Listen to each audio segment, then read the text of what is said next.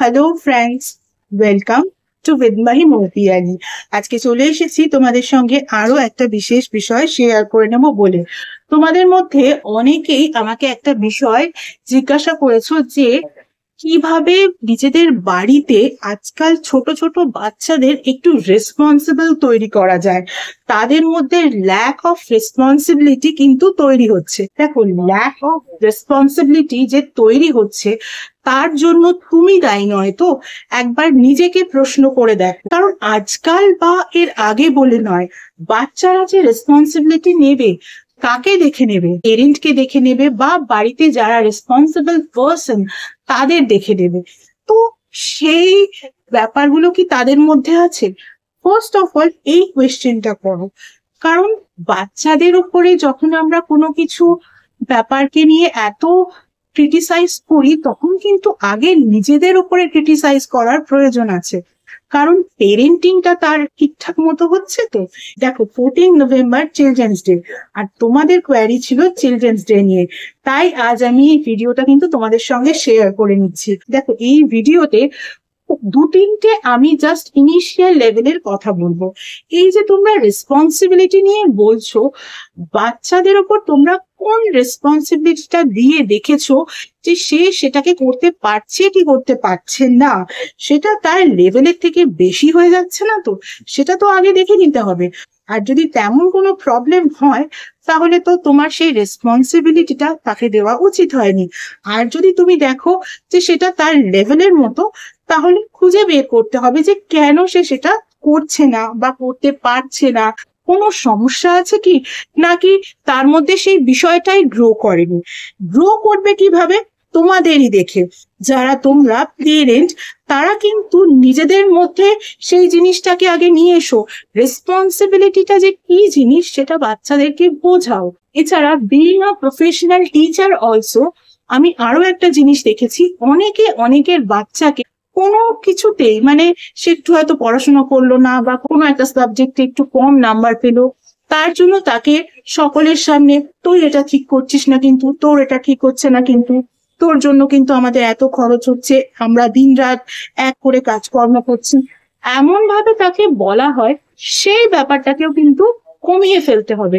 কারণ একটা জিনিস মনে করে দেখো, যে বিষয়টা একই। আমি যদি কোনো বাচ্চাকে বলি তুমি কিন্তু এত সহজ উত্তরটাকে ভুল করলে, এটা কিন্তু তোমার থেকে এক্সপেক্টেড নয়।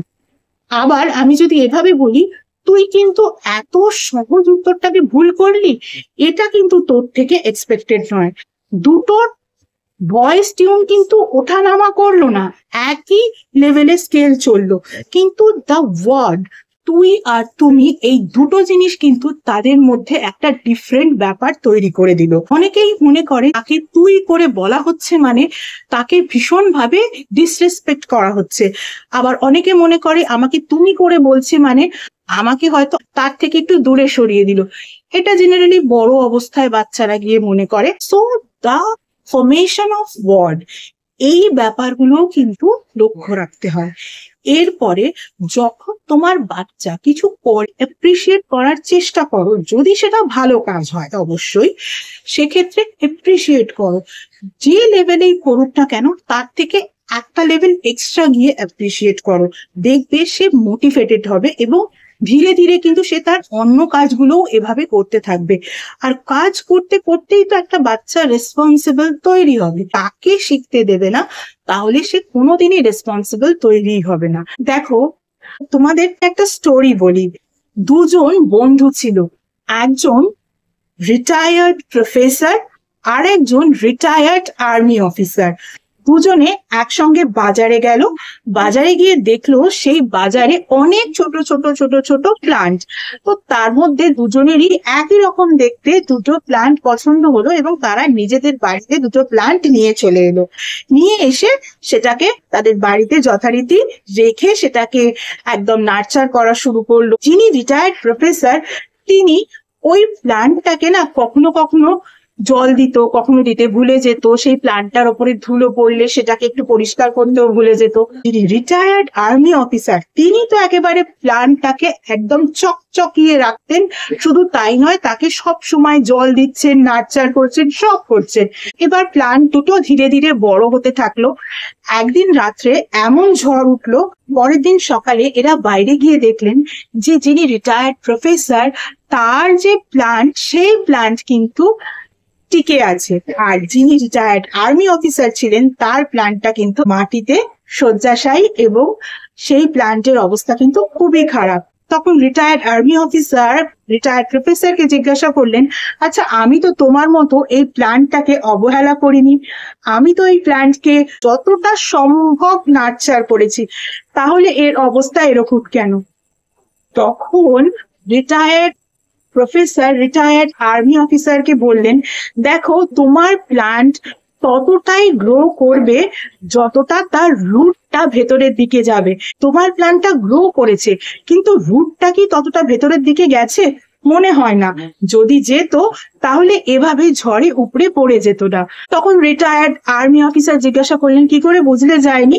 তখন বলছে যে তুমি সারাদিন ধরে প্ল্যান্টটাকে এত যত্ন করতে, তার যে রিকোয়ারমেন্ট সেই রিকোয়ারমেন্টের ওভারলি তুমি যত্ন করতে, কিন্তু আমি সেই জিনিসটা করিনি। আমি কি করেছি, তার যতটা রিকোয়ারমেন্ট ততটা তাকে জল দিইনি, তার থেকে বরং একটু কম জলই দিতাম। ফলে সে কি করতো, তার রুটের দ্বারা নিজেকে মাটির মধ্যে প্রতিস্থাপিত করেছে, আরো বেশি করে নিজেকে ছড়িয়ে দিয়েছে যাতে সে মাটি থেকে জল টানতে পারে। কিন্তু তুমি যে জলটা তার দরকার ততটাই জল প্রতিদিন তাকে দিয়েছো, তাই তার রুটগুলো সেভাবে তৈরি হয়নি, তাই তোমার গাছের এরকম অবস্থা। বাচ্চাদের ক্ষেত্রেও তাই, বাচ্চারাও কিন্তু ঠিক একই রকম ভাবে বড় হয়। তাদেরকে তোমাকে ছেড়ে দিতে হবে যখন তুমি দেখছো যে এবার সময় এসেছে সে তার রেসপন্সিবিলিটি নেবে। নিক না, হয়তো প্রথমবার সে অতটা ভালো নিতে পারবে না, তুমি শিখিয়ে দেবে, তুমি ম্যানেজ করে দেবে, আফটারওয়ার্ডস নিতে নিতে সে নিশ্চয়ই শিখে যাবে। তুমি তাকে ততটাই জল খেতে দাও যেখানে তার জল খাবার বিষয়টা একটু হলেও বাকি থেকে যায়। ওভারফ্লো তো অনেক পরের কথা। ইনফ্যাক্ট তার সেই দিনের মতো জল খাওয়ার ব্যাপারটাও পূর্ণ হবে না, যেমন গাছের স্টোরিটা বলতে গিয়ে তোমাদের বললাম। দেখবে অনেকে একটা জিনিস করার চেষ্টা করে, বাচ্চাদের সঙ্গে বন্ধুর মতো মেশা। দেখো, বন্ধুর মতো মেশা যে বিষয়টা, এই বন্ধুর মতো মিশতে গিয়ে অনেক সময় অনেক পেরেন্ট বাচ্চাদের বন্ধুই হয়ে যাওয়ার চেষ্টা করে। আচ্ছা বলো তো, বাচ্চারা কেন তোমাকে বন্ধু বানাবে? তোমরা ছাড়া তার কি বন্ধু বান্ধব নেই? তার তো বন্ধু বান্ধব আছে। সেখানে তো সে তার সমস্ত কিছু শেয়ারিং, ছোটবেলায় যে খেলাধুলো করার, বড়বেলায় যে মেন্টাল শেয়ারিং, সবকিছু করতে পারছে। সেখানে তুমি বন্ধুর মতো মিশতে গিয়ে তার বন্ধু কেন হতে চাইছো? বন্ধুর মতো পেরেন্ট হও, গাইডও করো, কারণ তোমার রেসপন্সিবিলিটি আর একজন বন্ধুর রেসপন্সিবিলিটি কিন্তু এক নয়, দুটোর মধ্যে কিন্তু ডিফারেন্স আছে। সেটা বোঝার চেষ্টা করো। আর সেটা যদি তুমি বুঝতে না পেরে একদম বন্ধুই হয়ে যেতে চাও, তাহলে কিন্তু প্রবলেম। ওকে, পেরেন্ট কি তার নিজের রেসপন্সিবিলিটিটাকে ঠিকঠাক ভাবে পালন করছে? তবে না একটা বাচ্চা রেসপন্সিবল তৈরি হবে। কারণ পেরেন্টিং এর গুরুত্ব কিন্তু সব থেকে বেশি একটা বাচ্চাকে রেসপন্সিবল তৈরি করার জন্য। চিলড্রেন্স ডে দিনে আজকে এই টপিকটা শেয়ার করে আমার বেশ ভালো লাগলো, কারণ অনেকদিন ধরেই অনেকের এই অভিযোগ, আমার বাচ্চা এই করে না, আমার বাচ্চা ওই করে না। তার ব্যাপারটাকে তুমি একটু বোঝার চেষ্টা করো। এর পরেও যদি তোমার মনে হয় যে না, সবকিছু ঠিকঠাক থাকা সত্ত্বেও সে করে না, তখন তুমি ওয়ারিড হও।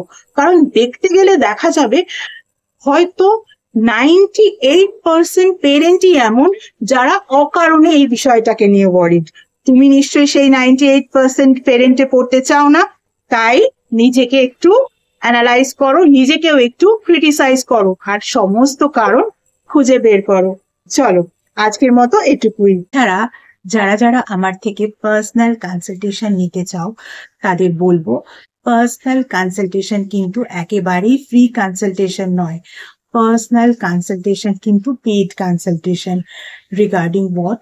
Regarding numerology, Vastu, tarot reading, tarot healing, crystal healing, healing with reiki, healing with crystals, healing with symbols, healing with medication, healing with law of attraction, astrology, palmistry, সনাতন ধর্মীয় পদ্ধতিতে স্পেল কাস্টিং, সনাতন ধর্মীয় পদ্ধতিতে মোজোব্যাগ এবং এমন কিছু স্পেশাল রেমিডিস যেগুলো তোমাদের ওভারঅল ডিটেলস চেক করার পরেই দেওয়া যায়, এভাবে জেনারেলি দেওয়া যায় না ইত্যাদি বিষয়ে আমার থেকে কনসালটেশন নিতে হলে কিন্তু স্ক্রিনে যে ইমেল আইডিটা দেখতে পাচ্ছ সেই ইমেল আইডিতে মেল করো তোমাদের অ্যাপয়েন্টমেন্ট বুক করার জন্য। তোমাদের অ্যাপয়েন্টমেন্ট একবার বুক করা হয়ে গেলে তখন কিন্তু তোমাদের টাইম স্লট প্রোভাইড করে দেওয়া হবে, কল নাম্বারও প্রোভাইড করে দেওয়া হবে। যে টাইম স্লট ওয়াইজ সেই নাম্বারে কিন্তু কল করে নিতে হবে। গত 1 বছর ধরে তোমরা যেভাবে আমার ফেসবুক পেজটাকে লাইক, ফলো, শেয়ার করেছো, আমার পেজে তোমাদের বন্ধুদেরকে ইনভাইট করে নিয়েছো, তাদের বন্ধুদেরকেও ইনভাইট করে নিতে বলেছো, ঠিক একই রকম ভাবে আমার ইউটিউব চ্যানেলটাকেও কিন্তু সাবস্ক্রাইব করতে হবে। পাশে থাকা বেল আইকনটাকে ক্লিক করতে হবে এবং তোমাদের বন্ধুদেরও বলতে হবে তারাও যেন আমার ইউটিউব চ্যানেলটাকে সাবস্ক্রাইব করে নেয়। আজকের মতো এটুকুই, আবার অন্য কোনো ভিডিওতে নিশ্চয়ই তোমাদের সঙ্গে দেখা হবে। Tata, thank you so much.